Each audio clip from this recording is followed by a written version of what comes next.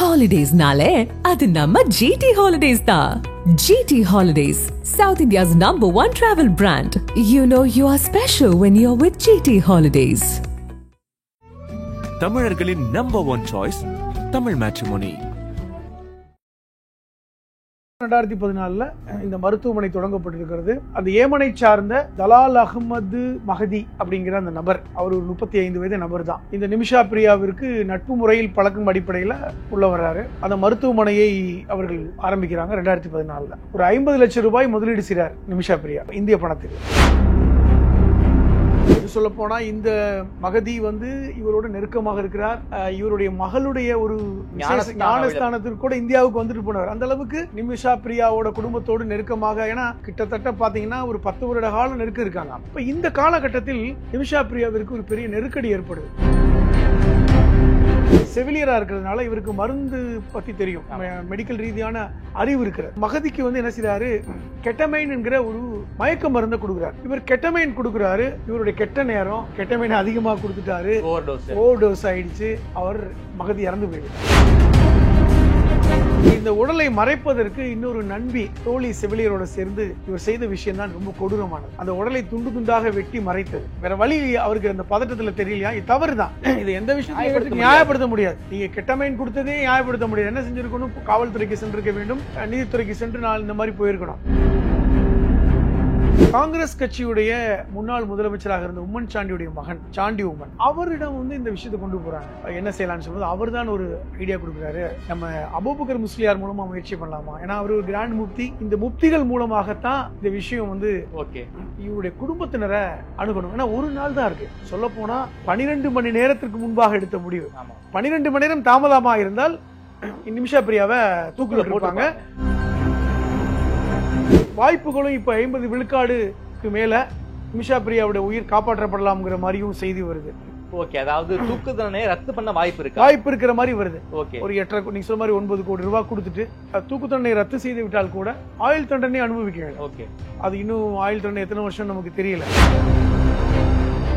ஆதனையர்களுக்கு அன்பு வணக்கம். இன்று நம்மோடு எழுத்தாளர் திருமிகு புதுமடம் ஹலீம் அவர்கள் உள்ளார். வணக்கம் ஹலீம் சார். வணக்கம். கேரளாவை சேர்ந்த ஒரு செவிலியர் நிமிஷா பிரியா, அவங்க தான் இன்றைக்கு உலகம் முழுக்க ஒரு பேசு பொருளாக மாறியிருக்காங்க. ஏமன்ல அவங்களுக்கு ஒரு தூக்கு தண்டனை, அது கொலை செய்து விட்டார், அளவுக்கு அதிகமான மயக்க மருந்தை கொடுத்து கொலை செய்து விட்டார் அப்படிங்கிற ஒரு குற்றச்சாட்டு. ஏமன் நீதிமன்றம் அவருக்கு தூக்கு தண்டனையை உறுதி செய்துள்ளது. ஏமன் உச்சநீதிமன்றம் வரைக்கும் போய் அந்த கருணை மனுவை எல்லாம் ஏமன் அரசாங்கம் தள்ளுபடி பண்ணிட்டாங்க. இந்திய அரசாங்கம் எங்களால் முடிந்த எக்ஸ்ட்ரீமுக்கு நாங்கள் உதவி பண்ணிட்டோம், எங்களால் முடிந்த எக்ஸ்ட்ரீமுக்கு நாங்கள் பேசி பார்த்தோம், எங்களால் ஒன்றுமே பண்ண முடியலன்னு கையை விரிச்சிட்டாங்க. இதற்கிடையில் கேரளாவை சேர்ந்த ஒரு இஸ்லாமிய மார்க்க அறிஞர் அபூபக்கர் முஸ்லியார் அப்படிங்கிறவருடைய ஒரு பேச்சுவார்த்தையுடைய அடிப்படையில் அவருடைய தூக்கு தண்டனை தள்ளி போயிருக்குன்னு இப்போதைய அப்டேட்டு. குறிப்பாக யார் இந்த நிமிஷா பிரியா, ஏமன்ல அவங்க என்ன செஞ்சாங்க, இதன் காரணமாக அந்த கொலை நடந்தது, அந்த ஏன் தூக்கு தண்டனை கொடுத்தாங்க, இந்த பின்னணி எங்களுக்காக சொல்ல முடியுமா? அடுக்கடுக்கான கேள்விகள்.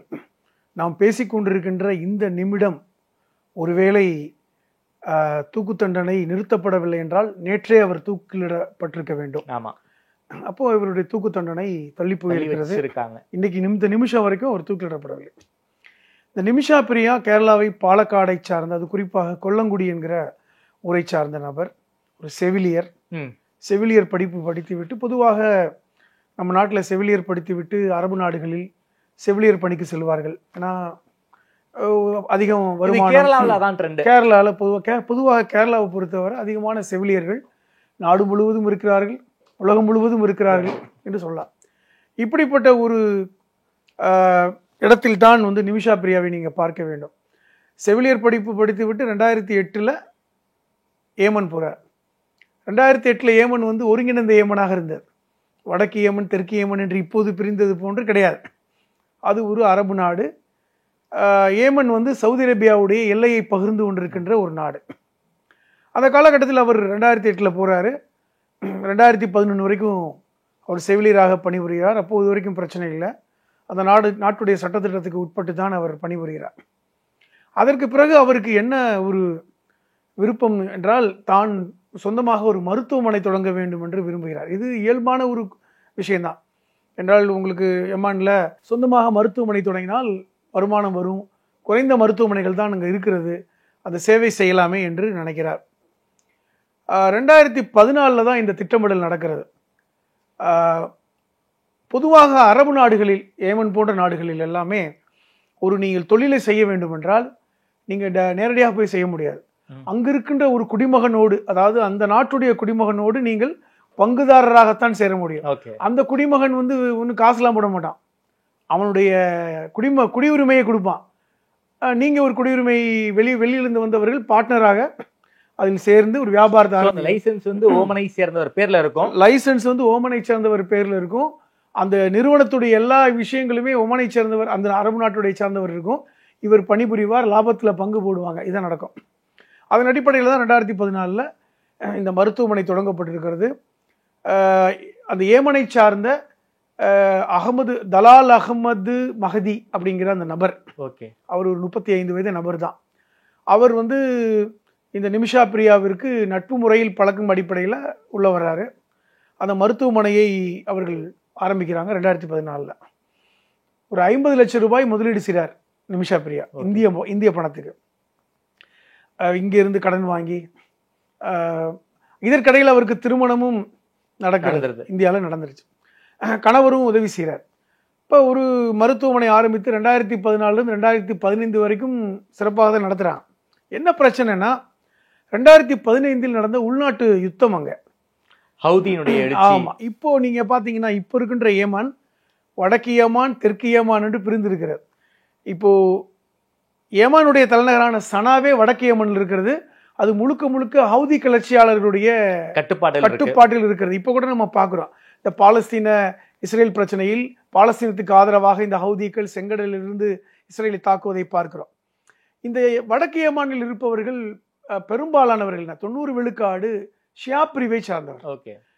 அடிப்படையில் இந்த வடக்கு ஏமான் ஈரானுடைய ஆதரவோடு தான் இந்த கிளர்ச்சியாளர்கள் ஆட்சியை பிடிச்சாங்க. தெற்கு ஏமான் தான் சவுதி அரேபியாவோட எல்லையை பகிர்ந்து கொண்டிருக்கிறது. அதில் பெரும்பாலானவர்கள் சன்னி பிரிவை சார்ந்தவர்கள். இன்னும் சொல்ல போனா ஏமானை பொறுத்தவரை பல்வேறு பழங்குடி மக்கள் இருக்காங்க அதெல்லாம். அப்போ இந்த வடக்கு தெற்காக பிரிந்திருக்கின்ற சூழலில் இந்த உள்நாட்டு யுத்தம் நடக்குது 2015. அப்ப இவர்கள் எங்க நடத்துறாங்க? ஹாஸ்பிட்டல்ல சனால நடத்துறாங்க. இது வடக்கு ஏமானில் இருக்கிறது. கிளர்ச்சியாளர்கள் பிடிச்சுக்கிறாங்க.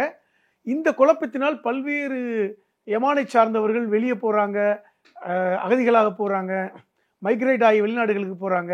ஒரு பெரிய குழப்பனால அவங்களுக்கு அந்த ஹாஸ்பிட்டல் ரன் பண்ண முடியல. இந்த சூழ்நிலையில் இதை அந்த வியாபாரத்தை பிரிச்சிடலாம் அல்லது நம்ம இந்தியாவுக்கு போயிடலாங்கிற பல்வேறு குழப்பங்கள் இந்த நிமிஷா பிரியாவுக்கு இருக்கிறது. ஏன்னா 50 லட்சம் ரூபாய் பெரிய பணம்.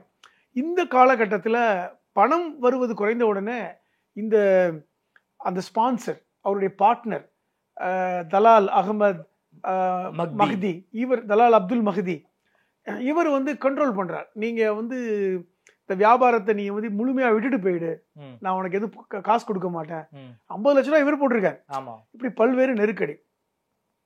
இதற்கிடையில இவருடைய பாஸ்போர்ட் மகதிட்டு தான். பொதுவா சவுதி அரேபிய நாடுகளில் பெரும்பாலான நிறுவனங்கள் வேலைக்கு போனாங்கன்னா பாஸ்போர்ட்டை வாங்கி வச்சுக்குவாங்க.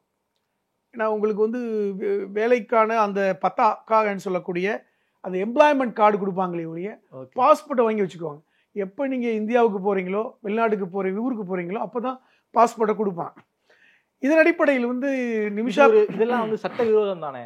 இது அந்த நாட்டுடைய சட்டம், அந்த நாட்டுடைய சட்டமாகத்தான் இருக்கிறது. இது ஒரு இல்லீகல் கிடையாது. அது லீகலாகவே ஸ்பான்சர் தான் வச்சுருப்பாங்க அங்கே இருக்கின்ற எம்ப்ளாயீஸுக்கு. ஏனென்றால் இப்போ நீங்கள் என்னுடைய நிறுவனத்துக்கு நீங்கள் வேலைக்கு வர்றீங்கன்னா பாஸ்போர்ட் இருந்தால் நீங்கள் வாட்டுக்கு வேறு நிறுவனத்துக்கு போயிடுவீங்க, எனக்கு நஷ்டமாகும். அப்போ நீங்கள் பாஸ்போர்ட் என் கையில் இருந்தால் நீங்கள் என்னை விட்டு போக மாட்டீங்கிற மாதிரியான ஒரு சட்டத்தை வைத்திருக்கிறார். இது பெரும்பாலான நிறுவனங்கள் யாரும் அதை மிஸ்யூஸ் பண்ணுறது இல்லை. அரபு நாடுகள் இருக்கின்ற நிறுவனங்கள்லாம் யாரும் இதை தவறாக பயன்படுத்துறது இல்லை. ஆனால் இந்த வீட்டு வேலைக்கு போகிறவங்க, இந்த ஒற்றை முதலாளியிடம் வேலைக்கு போகிறவங்க, இந்த ஆடு மாடு மேய்க்க போகிறவங்க அல்லது ஒட்டகம் மேய்க்க போகிறவங்க, ஹவுஸ்மேடாக போகிறவங்க, இவங்களுக்கு தான் சிரமம். ஏன்னா ஒரு முதலாளி கீழே வேலை பார்ப்பாங்க. ஒரு பெரும் நிறுவனத்தில் இருக்கும்போது நூற்றுக்கணக்கான ஆயிரக்கணக்கான எம்ப்ளாயிஸ் இருக்கிற இடத்துல இந்த பிரச்சனை இருக்காது. அதுக்கண்டு ஒரு HR டிபார்ட்மெண்ட் இருக்கும். அது ஒன்று. இப்போ இந்த பார்ட்னர்ஸாக இருக்கிறதுனால அதை வச்சுக்கணும் அவசியம் இல்லை, இருந்தாலும் பாஸ்போர்ட் அவர் வச்சிருக்கார். இப்போ இதை கேட்கும்போது கொடுக்கல. இல்லை நீ பாஸ்போர்ட் வாங்கி போகிறதா இருந்தால் இன்னும் நீ பணம் கொடுக்கணுங்கிற மாதிரியான நெருக்கடி. ஓகே. இன்னும் சொல்லப்போனால் இந்த மகதி வந்து இவரோட நெருக்கமாக இருக்கிறார். இவருடைய மகளுடைய ஒரு அந்த ஞானஸ்தானத்திற்கு கூட இந்தியாவுக்கு வந்துட்டு போனவர். அந்த அளவுக்கு நிமிஷா பிரியாவோட குடும்பத்தோடு நெருக்கமாக, ஏன்னா கிட்டத்தட்ட பார்த்தீங்கன்னா ஒரு 10 வருட காலம் நெருக்கம் இருக்காங்க. ஆமாம். இப்போ இந்த காலகட்டத்தில் நிமிஷா பிரியாவிற்கு ஒரு பெரிய நெருக்கடி ஏற்படுது. வெளிநாடு ஊரை விட்டும் வர முடியல, வியாபாரத்தையும் விட்டும் பங்கு தர மாட்டேன்றார், காசு கொடுக்க முடியல, கடன் பிரச்சனை. இப்போ இந்த காலகட்டத்தில் இவர் எப்படி பாஸ்போர்ட் வாங்கிட்டு ஊருக்கு போயிடலாம் அப்படிங்கிறது தான் அவருக்கு வந்து. இவர் அடிப்படையில் ஒரு செவிலியராக இருக்கிறதுனால இவருக்கு மருந்து பற்றி தெரியும், மெடிக்கல் ரீதியான அறிவு இருக்கிறார். இவர் மகதிக்கு வந்து என்ன செய்யறாரு, கெட்டமைன் என்கிற ஒரு மயக்க மருந்தை கொடுக்குறார். அதன் மூலமாக அவரை வந்து 2 நாள் 3 நாள் தூங்க வைத்து விட்டால் பாஸ்போர்ட் எடுத்துக்கிட்டு நம்ம வந்து கிளம்பிடலாம், அல்லது சவுதி அரேபியாவிற்கு சென்று விட்டால் அங்கிருந்து சென்று விடலாம். இந்த அடிப்படையில் இவர் கெட்டமைன் கொடுக்குறாரு. இவருடைய கெட்ட நேரம், கெட்டமைன் அதிகமாக கொடுத்துட்டாரு, ஓவர் டோஸ் ஆயிடுச்சு. அவர் மகதி இறந்து போய்விட்டார். மகதி இறந்து போயிட்டோன்னே இவர் காவல்துறைக்கு போயிருக்கலாம். ஆனால் பயம் என்னன்னா, அங்கு சட்டம் ரொம்ப கடுமையானது. ஒரு கொலை செய்தால் கொலைக்கு பகரமாக கொலை தான். ஒரு திருட்டு நடந்து விட்டால் திருட்டுக்கு பகரமாக கையை விட்டு விடுவார்கள். அப்படியா? இதுதான் சட்டம். அங்குள்ள ஷரியத்தில் அங்கே அப்படிதான். அதே மாதிரி கற்பழித்தால் கலால் அடித்து கூட கொள்வார்கள். இப்படி கடுமையான சட்டம் இருக்கு. இது அந்த லாவை வந்து அவங்க வந்து கடுமையாக பின்பற்றுகிறார்கள். அது மட்டும் இல்லாமல் தங்களுடைய குடியுரிமை பெற்ற குடிமகனை இன்னொரு வெளிநாட்டு ஒருத்தர் கொலை செஞ்சுட்டா அவங்க இன்னும் கடுமையாகத்தான் நடந்து கொள்ளும். இந்த பயம் நிமிஷா பிரியாவுக்கு இருந்தது. நம்ம எங்கே நம்மளை கொலை செஞ்சிருவாங்க, நமக்கு தப்பிக்க முடியாதுங்கிற இந்த உடலை மறைப்பதற்கு இன்னொரு நண்பி தோழி செவிலியரோட சேர்ந்து இவர் செய்த விஷயம் தான் ரொம்ப கொடூரமானது. அந்த உடலை துண்டு துண்டாக வெட்டி மறைத்தது. வேற வழி அவருக்கு அந்த பதட்டத்தில் தெரியலையா, இது தவறு தான். இது எந்த விஷயத்தையும் நியாயப்படுத்த முடியாது. நீங்க கெட்டமைன் கொடுத்ததே நியாயப்படுத்த முடியாது. என்ன செஞ்சிருக்கணும், காவல்துறைக்கு சென்றிருக்க வேண்டும், நீதித்துறைக்கு சென்று நான் இந்த மாதிரி போயிருக்கணும். அது இவருக்கு வந்து என்னன்னா அரபு மொழி சரளமாக தெரியல என்று சொல்கிறார்கள். அதை கூட ஏற்றுக்கொள்ள முடியாது. 10 வருடமாக அந்த நாட்டில் இருக்கவங்களுக்கு கண்டிப்பாக மொழி தெரிஞ்சிருக்கும், அந்த ஊருடைய சட்டங்கள் தெரிந்திருக்கும். அப்ப இவர் உடலை மறைத்து விட்டு இவர் என்ன செய்யறாரு, வடக்கு ஏமானிலிருந்து தெற்கு ஏமானுக்கு போறார். வடக்கு ஏமான் ஆட்சி வேற, தெற்கு ஏமான் ஆட்சி வேற. தெற்கு ஏமானுக்கு போயிட்டார். தெற்கு ஏமானிலிருந்து சவுதி அரேபியாவுக்கு போவதற்கு முன்பாக கைது செய்யப்படுகிறார். அதுக்கெல்லாம் தெரிஞ்சு போச்சு. இந்த உடலை கண்டுபிடிச்சிடறாங்க. கண்டுபிடிச்சி வந்து இந்த இவருடைய தோழிகிட்ட பிடிச்சி விசாரிக்கும் போது உண்மை தெரிஞ்சு போச்சு. காவல்துறை மூலமாக இவரை ட்ரேஸ் அவுட் பண்ணி பிடிச்சிடுறாங்க. பிடிச்சதுக்கு அப்புறம் சிறையில் இருக்கிறார். உடனடியாக அவருக்கு மரண தண்டனை விதிக்கிறாங்க. இதான் நடந்தது.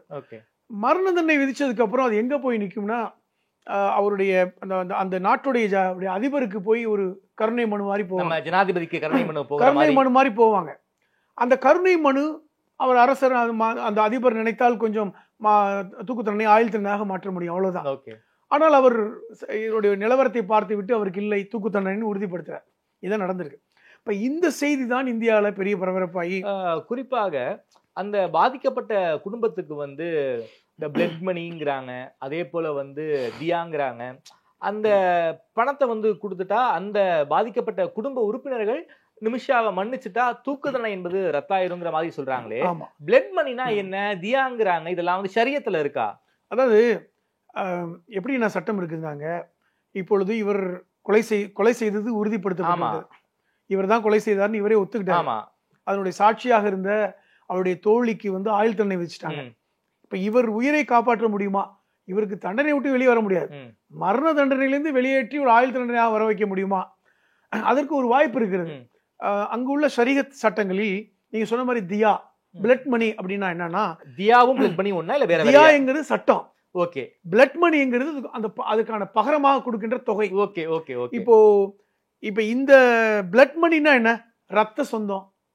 இப்போ இவர் இப்ப இந்த மகதியுடைய மனைவி அல்லது தாய் தந்தையர், அவங்க இல்லைன்னா சகோதர சகோதரிகள், இவங்க தான் பிளட் ரிலேஷன். ஆமா. இப்ப இந்த ரத்த சொந்தங்கள் வந்து அரசு வந்து கேக்குது, அவங்க தவறு பண்ணிட்டாங்க, கொலை பண்ணிட்டாங்க, இன்னைக்கு மன்னிப்பு கேட்கிறாங்க, அவங்களுடைய மரண தண்டனைக்கு பகரமாக உங்களுக்கு பணம் வேணா கொடுத்துடுறோம், நீங்கள் விரும்பினால் அந்த மரண தண்டனையை நிறுத்த முடியும். இங்க அப்படி கிடையாது. இப்ப இந்தியாலயோ மற்ற நாடுகள்லயோ ரத்த சொந்தங்கள் நினைத்தாலாம் ஒரு மரண தண்டனை நிறுத்த முடியாது. உச்ச நீதிமன்றம் வந்து சட்ட தீர்ப்பு கொடுத்து விட்டால் அதுதான் இங்க சட்டத்தின் ஆட்சி தான். சட்டத்தின் ஆட்சி தான். அதுவுமே சட்டத்தின் ஆட்சியில் ஒரு பிரிவாக இறுதியாக எப்படி கருணை மனுவை ஜனாதிபதி இது பண்றாரோ, இறுதியாக இந்த பிளட் மணி என்னன்னா அவர் மரணிக்க போறார்.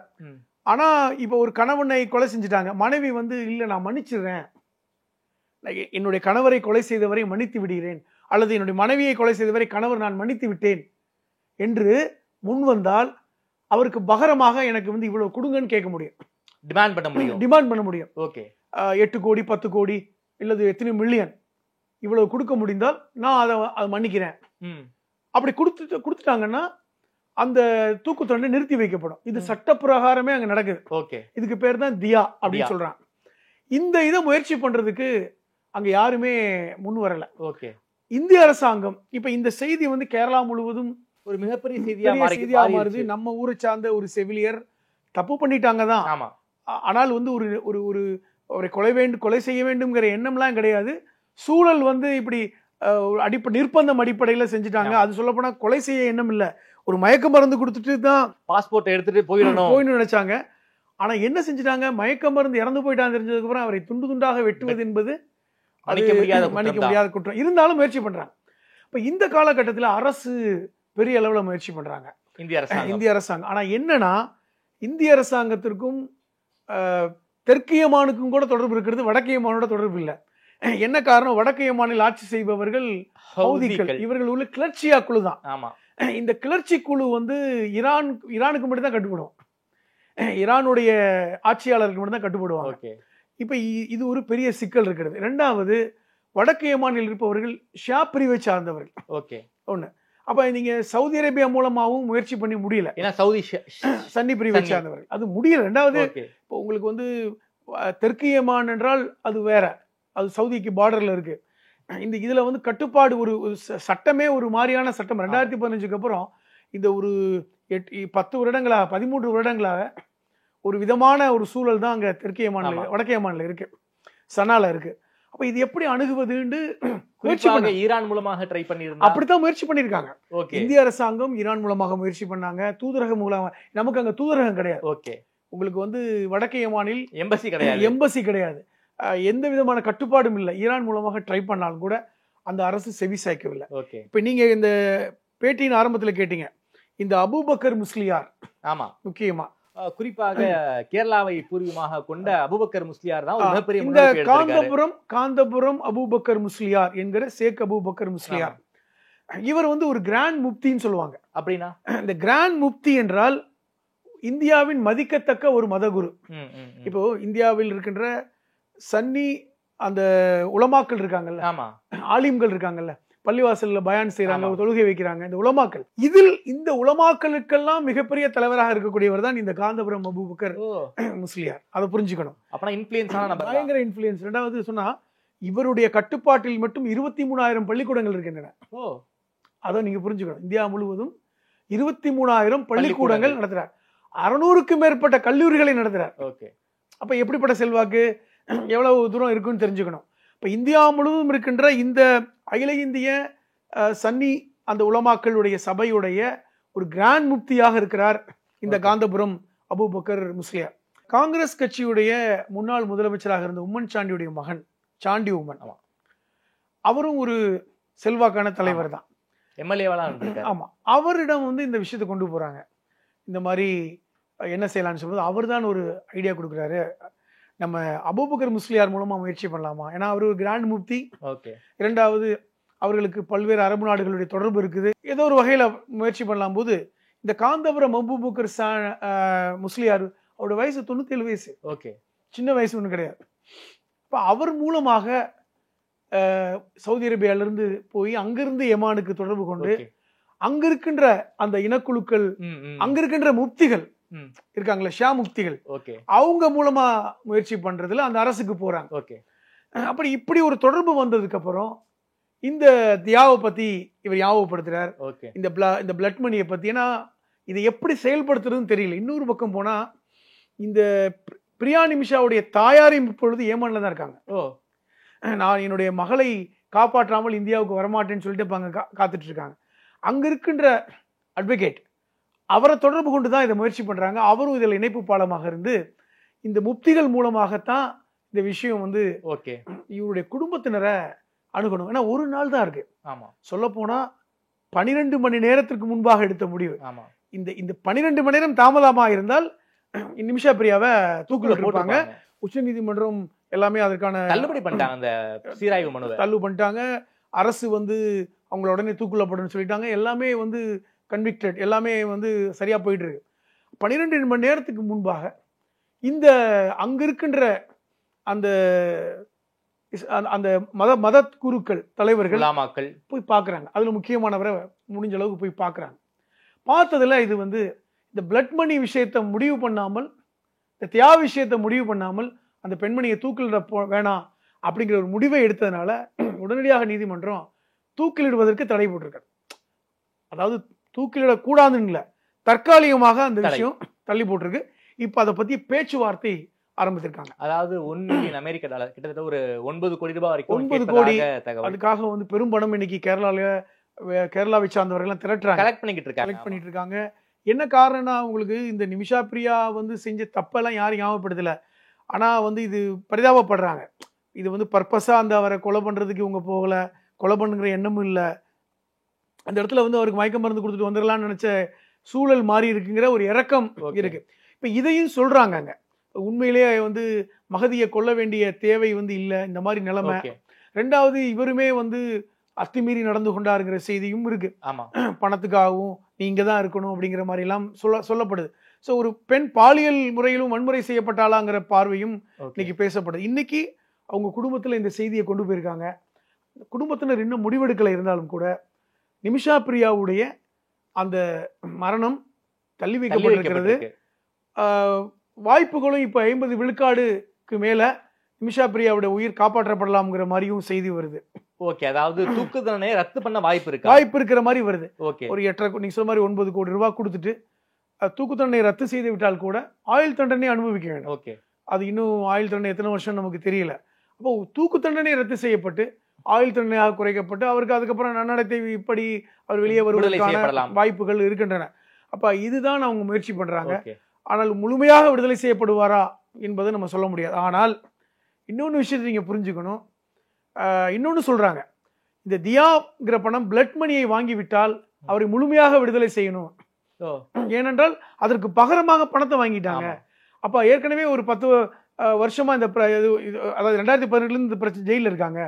முழுமையாக பிளட் மணியை வாங்கிவிட்டால் விடுதலை செய்கிற வாய்ப்பும் இருக்கிறது அப்படின்னு சொல்றாங்க. முழுமையா பணம் வாங்கிட்டாங்க பகரமா, இனி அவரை உள்ள வச்சுட்டு என்ன பிரயோஜனம் அப்படிங்கிற மாதிரியான ஒரு பேச்சும் இருக்கிறது. இதெல்லாம் வருகின்ற காலங்கள்ல நம்ம வந்து அவர் பிளட் மணியை வாங்கி கொண்டு சிறையில் இருப்பாரா, அல்லது பிளட் மணியை வாங்கி கொண்டு விடுதலை செய்யப்படுவாரா, அல்லது அந்த பிளட் மணியை வாங்க மாட்டோம் நிமிஷா பிரியாவுக்கு நீங்கள் தூக்கு தண்டனை வேணும்னு குடும்பத்தினர் சொல்றாங்களா, இந்த மூன்றுக்கும் விடை நமக்கு தெரியும். இது என்ன, இது மூலமா என்ன தெரியுதுன்னா, அரபு நாடுகள் குறிப்பாக வெளிநாடுகளில் வேலைக்கு செல்கிறவர்கள் அந்த சட்டத்திட்டங்களை உணர்ந்து நடந்து கொள்வதன் மூலமாகத்தான் நம்ம வந்து, ஏன்னா நம்ம இந்தியாவோட சட்டத்திட்டங்கள் நமக்கு தெரியும், நம்முடைய எல்லா விஷயங்களும் நமக்கு புரியும். ஆனால் அங்கு வந்து ஒரு சட்டத்திட்டங்களை நீங்கள் புரிந்து கொள்ளாமல் நடந்து கொள்ளும் போது இது போன்ற ஒரு பெரிய சங்கடத்துக்குள் மாட்டிக்கொள்வீர்கள் என்கிற செய்தியையும் நம்ம சமூக மக்களுக்கு சொல்ல வேண்டியிருக்கிறது. ஆனால் அடிப்படையில் ஒரு குழந்தைக்கு தாயாக இருக்கிறார். அந்த குழந்தை இன்னைக்கு வந்து அம்மாவை பார்க்க முடியாம ஊர்ல இருக்கு. ஸோ ஒரு ஒரு ஒரு ஒரு தவறு செய்துவிட்ட அந்த பெண் சட்டப்படி தவறென்றாலும் நியாயப்படி அந்த பெண் மிகப்பெரிய அளவில் பாதிக்கப்பட்டிருக்கிறார். அது ஒரு சூழல் அப்படிதான் அவரை அந்த குற்றத்தை செய்ய வைத்திருக்கிறது, நடக்க வைத்திருக்கு. திட்டமிட்டு அவர் அதை கொலை செய்யவில்லை என்கிற அடிப்படையில் அவருக்கு இந்த நல்ல முடிவு ஏற்பட வேண்டும் என்கிற அடிப்படையில் தான் நம்ம பேசுறோம். இதுதான் இப்பொழுது நிமிஷா பிரியாவை பற்றிய ஒரு சாராம்சமான செய்தி. ஓகே சார், ரொம்ப நன்றி சார். குறிப்பாக இந்த நிமிஷா பிரியா வழக்கு பற்றி ரொம்ப விரிவாக பேசியிருக்கீங்க. அது மட்டும் இல்லாமல் இந்த அபுபக்கர் முஸ்லியார் செய்த முன்னெடுப்பை பற்றியும் ரொம்ப விரிவாக பேசியிருக்கீங்க. அவருடைய தூக்கு தண்டனை ரத்து செய்யப்படுமா அப்படிங்கிறது ஒரு $1 மில்லியன் கேள்வி. ஒரு அது வந்து அவர் செஞ்சது, நிமிஷா பிரியா செஞ்சது ஒரு மிகப்பெரிய தவறு தான். இருந்தாலும் அவருடைய தவறுக்காக அந்த பிளட் மணியை ஏற்றுக்கொண்டு விடுதலை ஆவாரா அப்படிங்கிறது ஒரு மிகப்பெரிய கேள்வியாக இருக்குது. விடுதலை ஆக வேண்டும்ங்கிறது இந்தியர்களுடைய ஒரு பிரார்த்தனையாக இருக்கிறது. இந்த வழக்கை பற்றி நேரில் கொடுத்து பேசிய நமக்கு நன்றி ஹலீம் சார். நன்றி.